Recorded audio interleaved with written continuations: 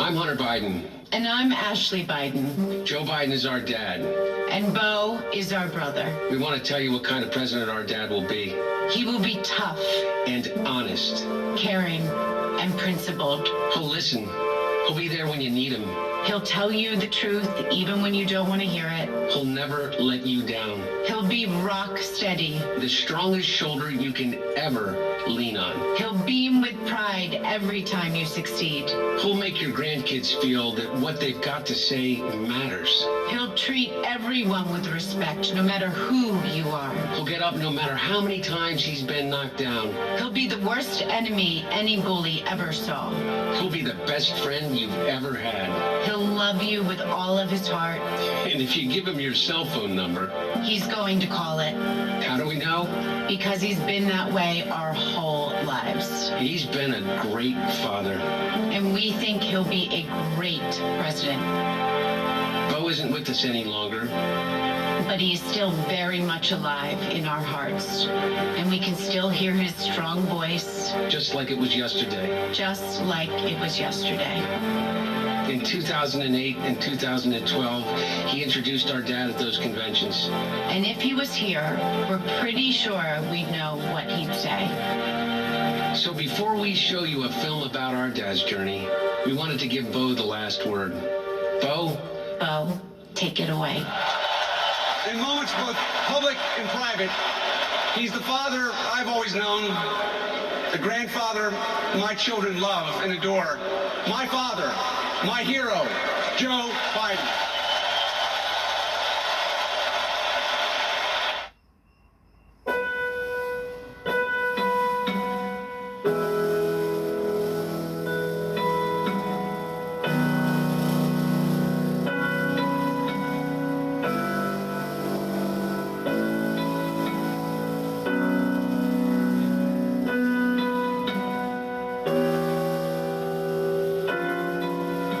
Our lives have been turned upside down, shattered, and shaken. But the American story has had moments like this before. And he was there, answering the call. When we came into office in 2009, we were going through what was then the worst financial and economic crisis since the Great Depression. The economy was hemorrhaging hundreds of thousands of jobs a week. People were losing their homes to foreclosure. The financial system was in tatters. Auto sales had dropped to near zero levels. The auto companies faced bankruptcy, and many said, let them fail. But Joe remembered his father and what it meant to lose a job.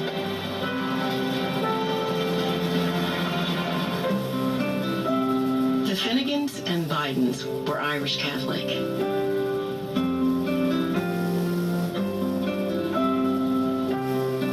Joe was their first. And then his sister Valerie. From the moment I opened my eyes, my big brother was there. The thing that was most important was family and family and family. As the post-war boom faded, Joe's father struggled to find work in Scranton. But 140 miles south, there was a job cleaning boilers in Wilmington. There was a long stairway up to the second floor. Dad went up to Joey in our bedroom and said, Joey, you gotta be a big boy. For the first time, Joe saw the heavy burden on a father. And it was a lesson he would never forget. A job is a lot more than a paycheck. It's about dignity. The country was losing tens of thousands of jobs a day, and they needed 3 votes to pass the economic rescue package.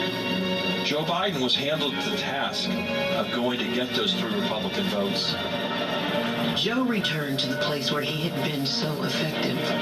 Passionate argument, sympathetic listening, a willingness to make adjustments and accommodations to bring people on board. When the law finally passed, the president tapped his partner to run the program.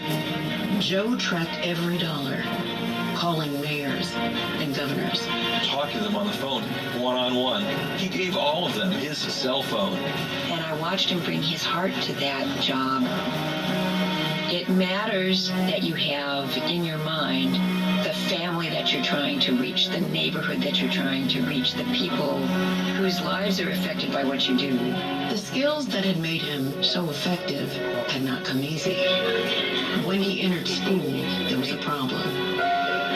Joe had a stutter. And it's mortifying. It allows that child to become an object of ridicule. When his teacher mimicked him and Joe ran home from school, his mother drove him back. Did you say to my son, Mr. Biden? The nun said, I was just trying to make a point. My mother stood up, all 5'2" of her. If you ever talk to my son like that again, I'll come back and rip that damn bonnet off your head. Do you understand me? Joey, go back to class. Joe resolved to overcome his stutter. Some letters are harder than others. And I used to get up at night and go stand in front of the mirror with a flashlight and practice. She'd make me look her in the eye. Look at me. Remember, Joey, you're the smartest boy in that class. Nobody's better than you, Joey. From having to deal with stuttering, it gave me insight into other people's pain, other people's suffering. At 19, Joe sought out a summer job that few of his peers considered taking. He was a lifeguard along with the black lifeguards. That's when I first seen Joe, and we became friends. It was one of the best things I've ever done because it gave me a sense that we really didn't know one another. After Martin Luther King Jr. was assassinated, riots broke out in Wilmington, and the National Guard stayed for almost a year. I quit a law firm and asked for a job to become a public defender. That's what sort of got me involved in politics.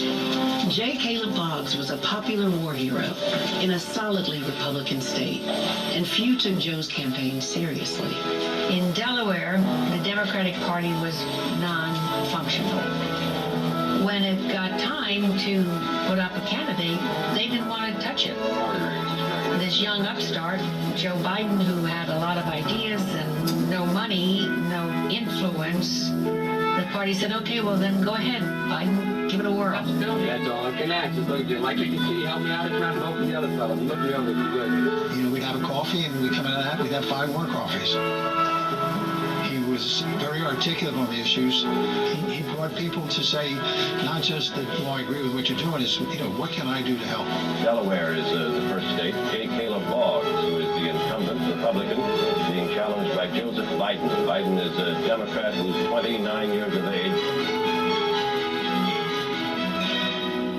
But exhilaration soon turned to tragedy. I mean, it was clear he had decided that I'm not going to be a senator, that the boys need me too much. I was prepared to walk away in 1973. But men like Ted Kennedy and Mike Mansfield and Hubert Humphrey, Fritz Hollings, Danny Inouye, they convinced me to stay. To stay 6 months, Joe, remember? To stay 6 months. He couldn't allow the suffering to debilitate him. It's like he couldn't allow the stuttering to define him. That's the backbone. There's something bigger than Joe's suffering. The Senate turned out to be a wonderful place for him. He had a real gift for bringing people together.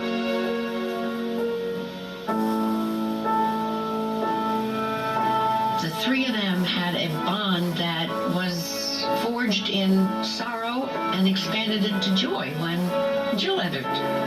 They had built this beautiful family, this circle of trust. And then the extra gift of Ashley. Growing up, it was full of adventure, laughter. We do everything as a family, and we've always done everything as a family. He was always a good, loving father. I mean, there's nothing more important to Joe than his children. It's hard to explain how ever-present he was in our lives. You don't have to guess what my dad believes. A great benefit benefit of being my father is that he doesn't have to contort himself into different people at different times. Bo was going to do fine things. I mean, he had it all. And then he got sick. The whole world tilted. And it felt like we were all falling off. Once again, Joe faced the unimaginable. My mother, she said, bravery resides in every heart, and someday it will be summoned.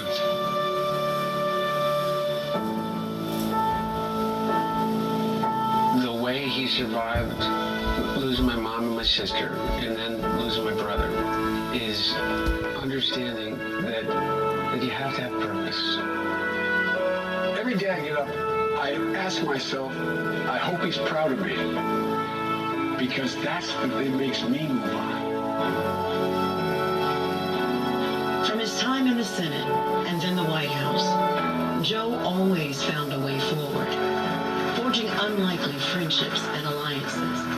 And time after time, he made progress possible, and always holding in his heart the struggles of his family and every family, always fighting to make his country whole. It's a very rare quality to bring your empathy skills to the process of governing. Joe Biden never forgets that. That's the point of moving the wheels of government. He will keep his word. He will reach out and hear what other people have to say. To have somebody who believes in what's best in us, somebody like Joe Biden who actually believes in the American idea, that's the kind of person who I want in the White House.